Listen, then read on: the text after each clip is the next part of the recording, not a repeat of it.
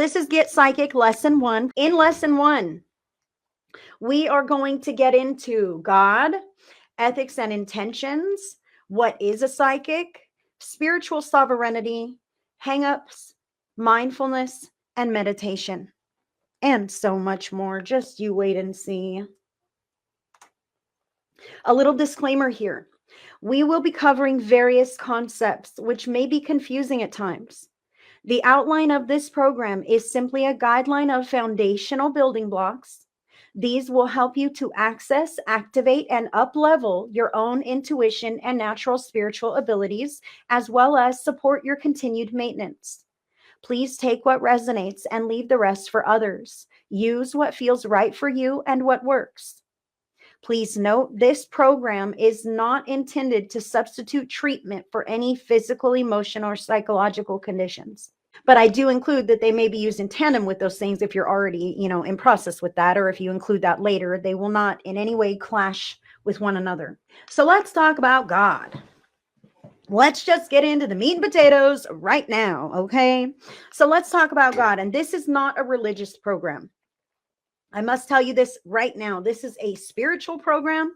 So when I speak about God, I'm talking about God, source, creator, the great spirit, the one that created us all, okay? The thread that is woven between all things that is found with love and light, okay? That is the God that I am talking about. I'm not talking about some big bearded God in the sky who judges you at heaven's gates, unless that is your God. And if that's your God, then heck yeah, that's the God I'm talking about in this program, okay? So when I say the word God, just plug in your God. I am fine with that. Those are all the same God anyway. All right. We here in the earthly realms think we need to separate and identify and label all these things. And I do believe that those are all the many names and many faces of God. And other spiritual beings are divine agents of God. That's how I feel. So if you feel weird about hearing the word God, get over it. I used to have a problem saying the word God. It used to really give me the creeps because I was like, who the heck am I to speak the almighty, powerful name of God, right? And you just got to get over it because God is our friend. There is a spark of God that resides within us all, and that is spirit, man. That is where your intuition will reach you. So in the course of this program, I will usually refer to God, source, or creator as spirit. And you've seen me do this countless times on live broadcasts. I say spirit says this or that, because if I said God says this and this, then I'd be locked up in the loony bin for pretending that I'm hearing from the Lord, right? Now, spirit is a friendly term. Spirit is less intimidating than the name of Almighty God, right? So I like to use the word spirit, but please know that I will be using these words interchangeably in the program. And even if you are an atheist, I am talking about the source energy that is the root and thread that is woven between all things. Okay, source energy. If you are an atheist or you're not, God is a thing for you. When I say God, you plug in whatever that is for you. Now, sometimes we may speak of past loved ones. Those are not to be confused with spirit God. Okay, past loved ones are people, they are disincarnate souls, just like we are incarnate souls. Okay, so when I say spirit, I'm not talking about past loved ones. I'm speaking of the big guns upstairs. All right. And when I say God or he, I'm not saying that God is a man. It's just easier to refer to him in that sense. Okay, I just did it. However, I feel that God is an energy with no noticeable private parts and is totally an androgynous masculine and feminine being. So that is what I feel to be true. And that is what this program is built upon. Okay, so allow your beliefs to resonate and align and complement whatever you find here. Okay, make it work for you is what I'm saying. Now, this next slide, I created this all by myself because I could not find anything that encompassed the way that I envision the third dimensional construct. Okay, so take a look at this. This will be uploaded to the class afterwards so that you can have this to refer to if you would like to later. Up here at the very top, we've got God, the big giant guns upstairs, right? The source of all things. Now, I am not here to make anyone believers about the way that anything started. However, it is my belief that God was the first, God was the only, and God got real bored and started to create other versions of God's self. Okay, so God created the angels. the archangels. In his image, if you will, but slightly different from him, another agent or face of the divine, another divine emissary who is accessible to us to help us on our paths, right? So God created the angels, the archangels. God created the ascended masters as well, okay? Ascended masters are people who lived human lifespans and found enlightenment and made their way to the other side to become the ascended master that they are, still an agent of God to assist human beings with their own spiritual enlightenment, like Jesus, like Buddha. Those are ascended masters.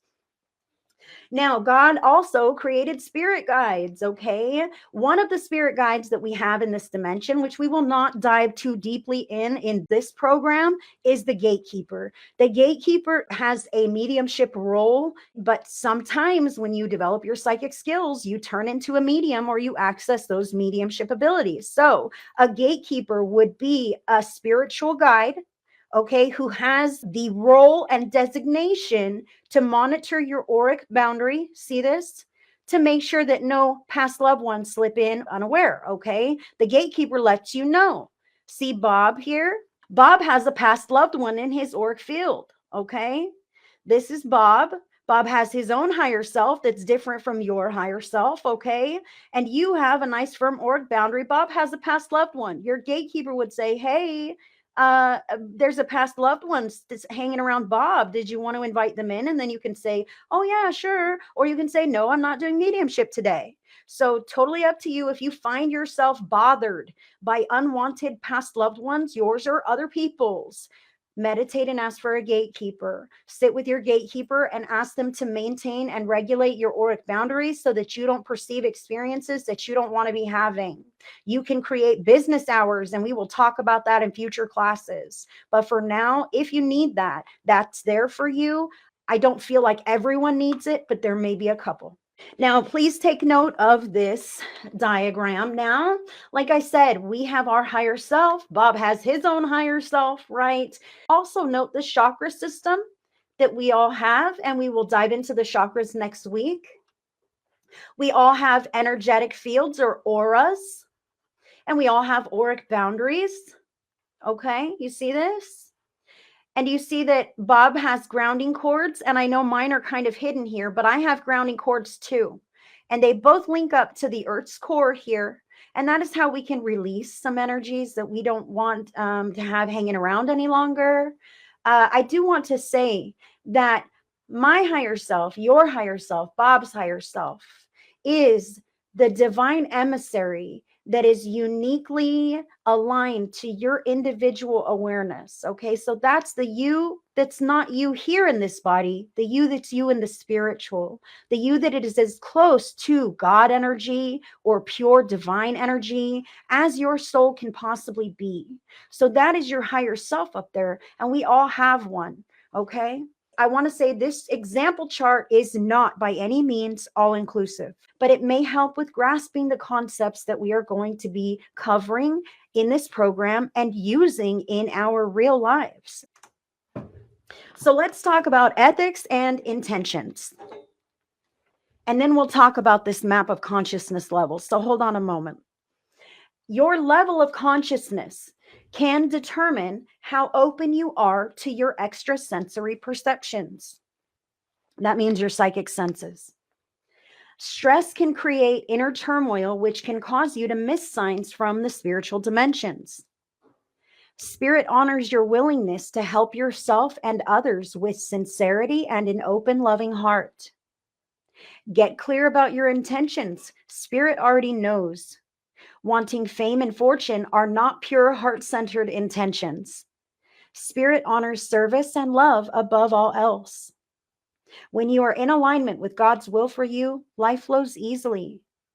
A contradicting belief held inside of you may negate a positive intention, even with effort. So sometimes when we don't believe we can do something, then we can't do it, right? Because we've already shut it down.